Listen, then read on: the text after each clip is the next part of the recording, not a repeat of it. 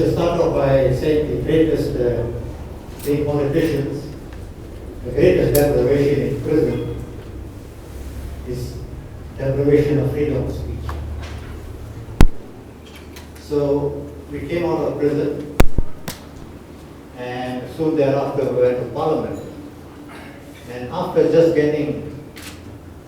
or 3 minutes, the Honorable Speaker will say, "Time up." Now I thought I should start off with a protest. This is an institution of free speech, and I'm told I must restrict myself to 10 minutes. Anyway, I'll try my best. But before that, I should identify one or two individuals here. And my apologies if I can't identify everybody. There's Mrs. Becky here. Welcome. And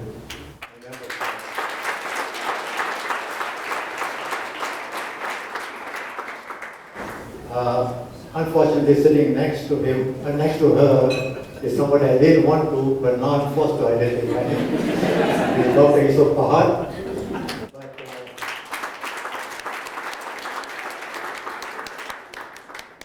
Because I was given the responsibility by his mother to discipline this young.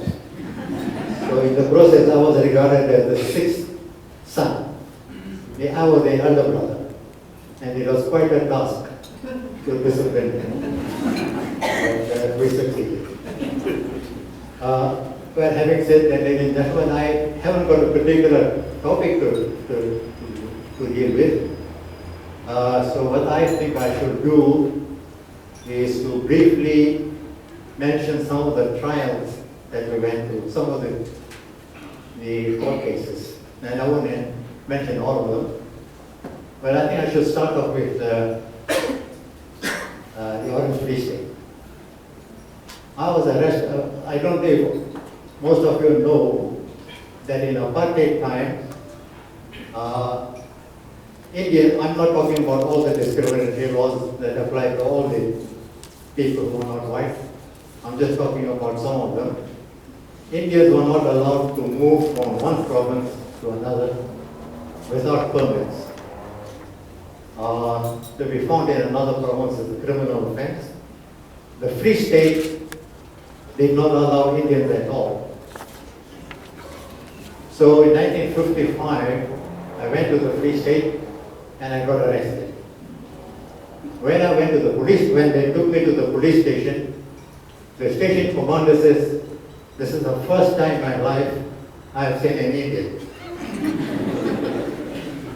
He says, "I've got cells for Blancas, I've got cells for Bantu," that's his language by the way, "but I've got no cell for Indians." He asked me, his prisoner, where should he lock me up? Because there's no cell. I said, "Look, I'm not white." And that solved his problem. I was, after Joe Slovo was my lawyer, and he found a technical point that got me off.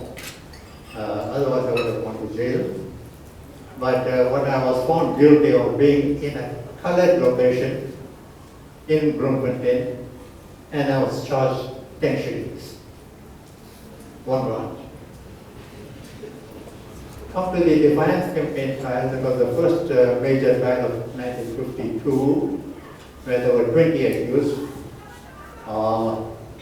What had happened in 52 is that the African National Congress and the Indian Congress decided to jointly identify 6 laws and call upon volunteers to defy those laws, and in the process fought imprisonment. So in that campaign, 2000, this was an Indian Congress campaign, so 2,000 Indians went to prison over the period. Now it is in that situation that Mrs. Fahad, Dr. Fahad's mother, went to prison. Not once, but twice in that campaign, and left behind, he was quite not very young, but there were a younger brother too. So I had to help him in looking after them before I myself went to prison.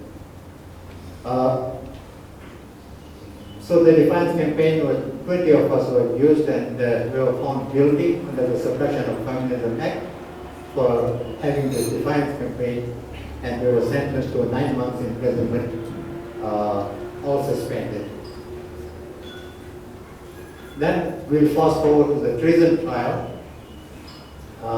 which started on we were arrested on the 5th of December, the anniversary of Madiba's death. I won't go into details, but it started off with 156 of us and ended up from 1958 to 61 with only 30 of us. In the end, we were acquitted. But what I want to say about that trial, we were charged for treason, and they had to prove two things for treason. First of all, violence, and in this particular case, they wanted to prove communism. So one day when we came to court, the court was full of diplomats and senior police, and we didn't know what was happening. The prosecutor then got up and said, I'm going to show you these so-called non-violent people. And he called a gentleman by the name of Solomon Okomos, whom we never seen before. He claimed to have been a secretary of the African National Congress Eastern Cape. And we had about 12 or 13 of our views from the Eastern Cape. They didn't know him at all. And he claimed all sorts of things, but the most important thing, because they had to prove violence, he said on a certain date in September, Dr. Latele and Walter Sisulu asked him to go to New Brighton Station and cause a riot. He says he did so, and a few people were killed. And he went into a lot of such evidence, and everybody was shocked. Nobody knew this chap. But after the adjournment, he was crossed. By this time, our lawyers found some information about him. So when the court resumed, our lawyers started off by saying, Mokomotsi, you're a thief, you're a liar, you're a cheat. What have you got to say about that? They said, no, it's not true. Then he says, well, I'm going to show you a document that on the night that you went and caused this riot, you were in fact in jail.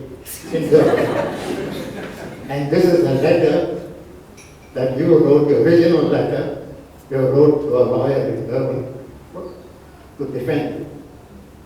And so you were in jail. Everything you said is false, is lie.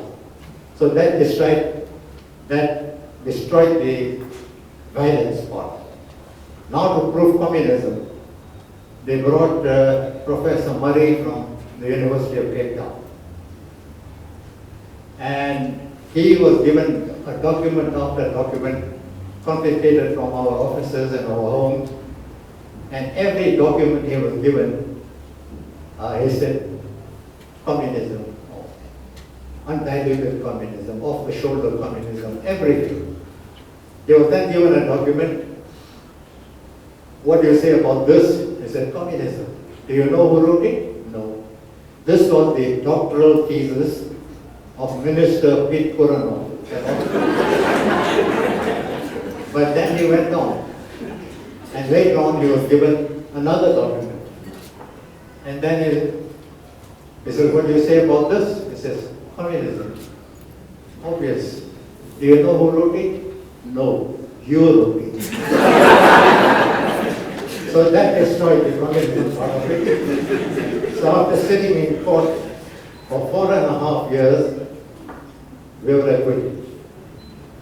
Then comes the big trial, the Rivonia trial. We sent us to jail.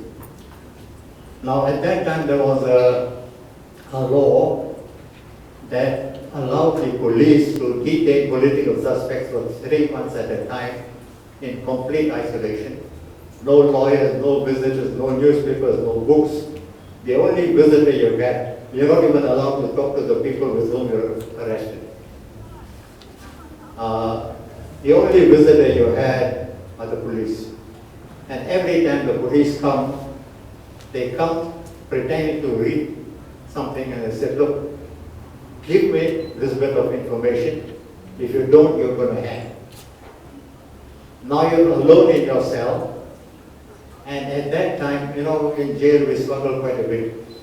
And we managed to smuggle things, but one terrible bit of information reached us. And that was Luke Martin Goodland, one of our colleagues from Cape Town, was tortured to death. Now you go into your cell and you worry more and more.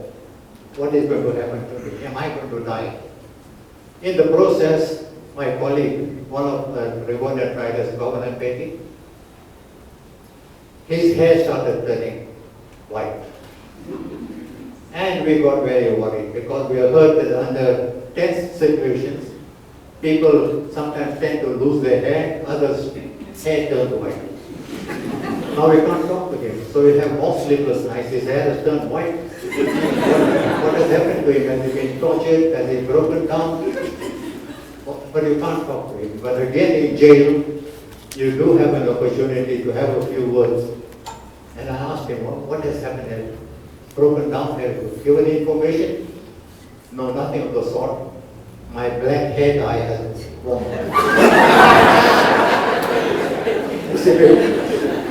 Before our arrest, we were all disguised.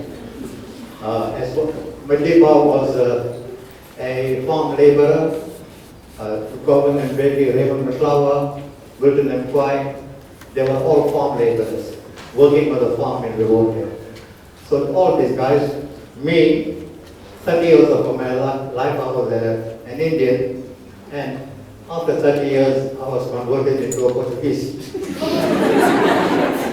Anyway, after that we appeared in court, and from the first day, the lawyers said, prepare for the worst. And the trial was conducted with, we had four of the most senior leaders of the ANC among the 8 of us, Mandela Sisulu, Governor Mbeki, the father of President Mbeki, and Raymond Clown. Now under their leadership, it was decided that this should be run as a political trial, not as a criminal trial. So Madiba, you've all read of his speech to the court. It was about 4 hours, but he ended off by saying, it's not the exact words, all my life I've fought for equality and justice and freedom. This is what I hope to achieve in my life now.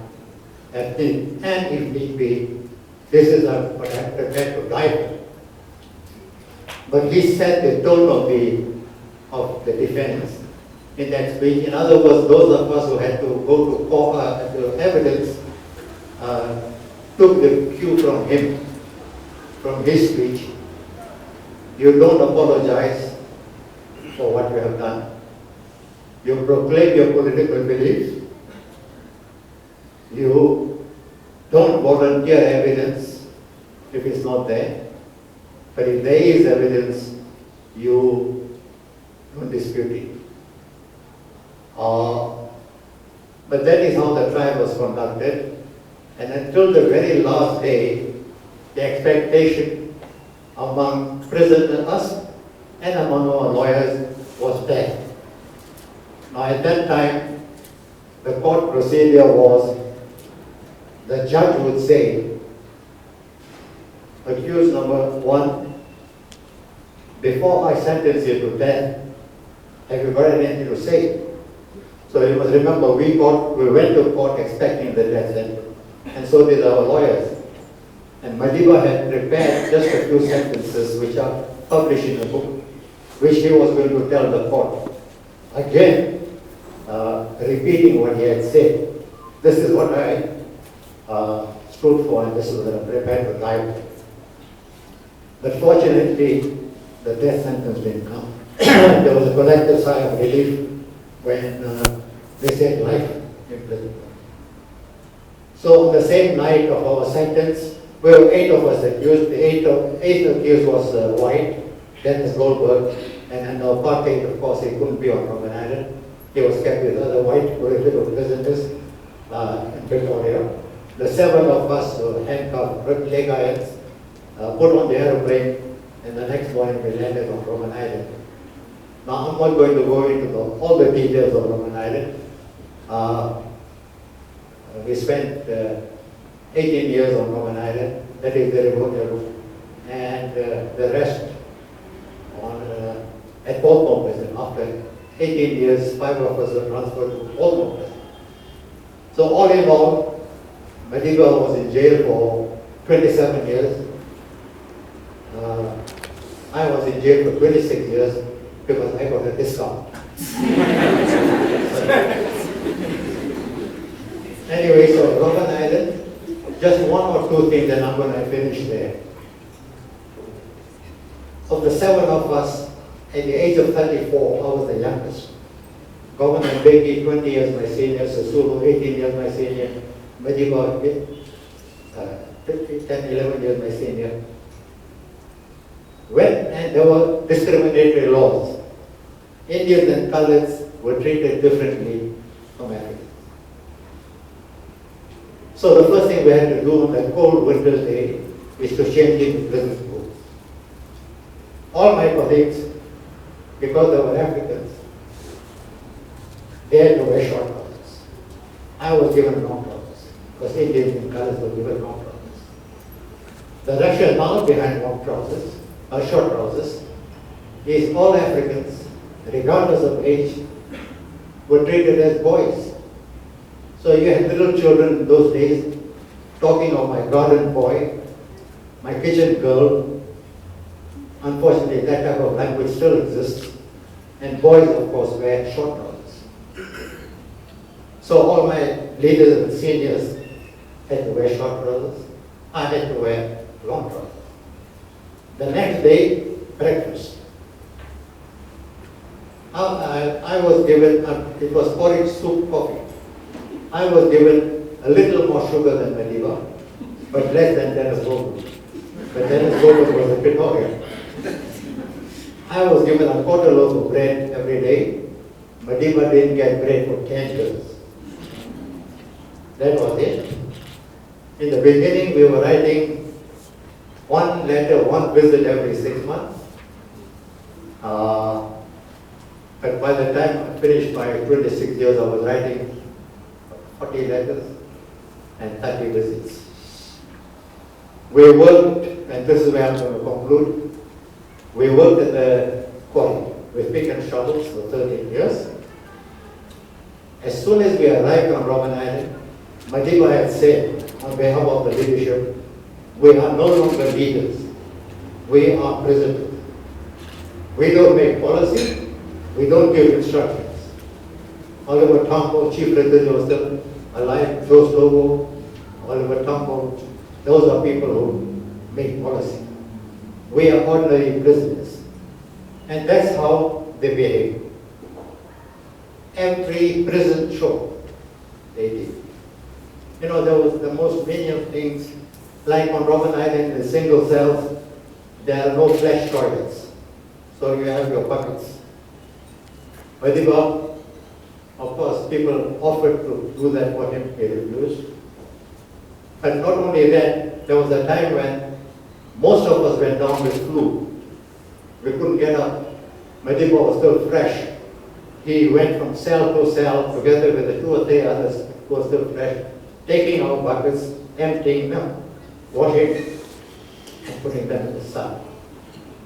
Polishing the floor, working at the quarry, everything that other prisoners did, they did, and our leaders did. So, what I'm saying is that they behave like ordinary prisoners, no preferential treatment. And that was a great boost to the rest of us, the behavior of our leaders. Now I'm going to end up on an absurd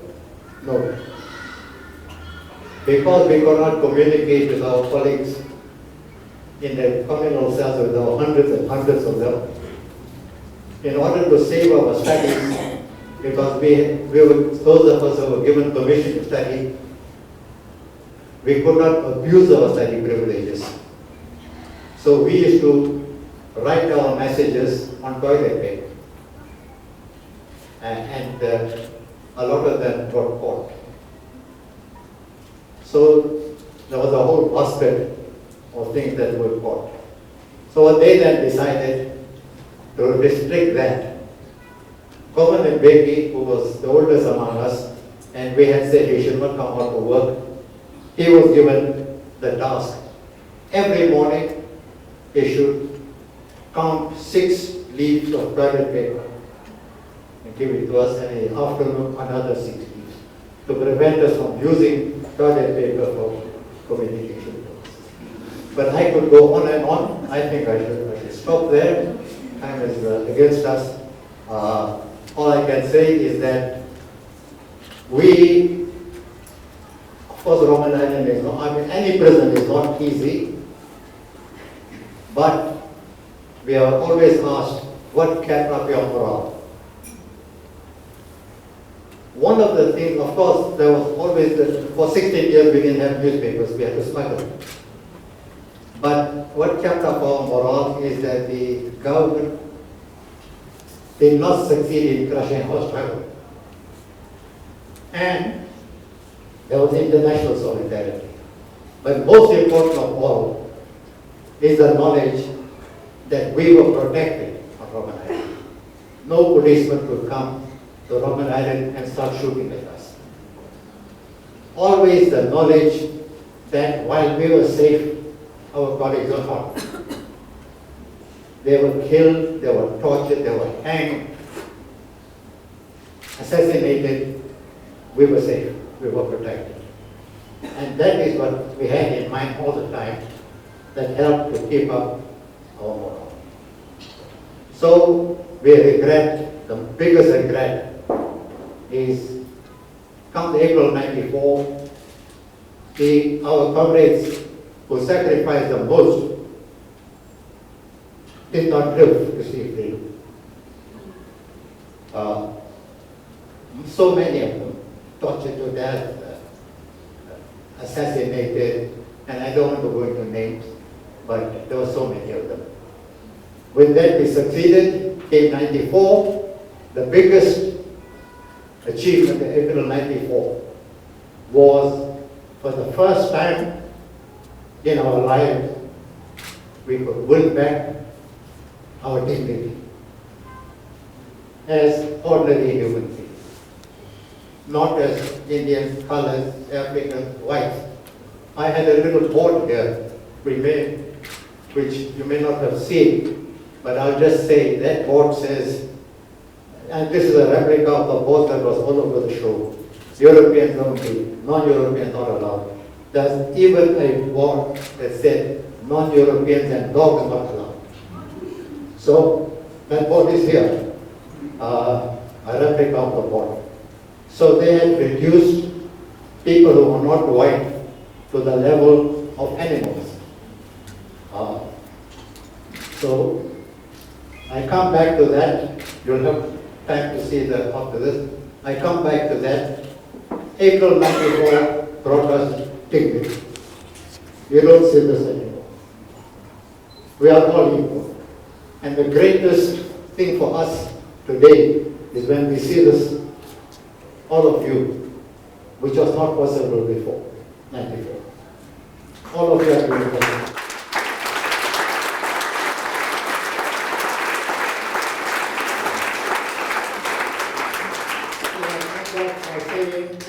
With freedom, particularly to young people, with freedom comes responsibility. Freedom did not fall from heaven. You, the young people, have got responsibility to yourself, to your parents, to your country. Every avenue that was closed doors before is open. South Africa needs skills in every direction. We don't have, we have to import skills. We rely on the young people to take advantage of that and make their contribution, become engineers, become anything that you want to serve the country.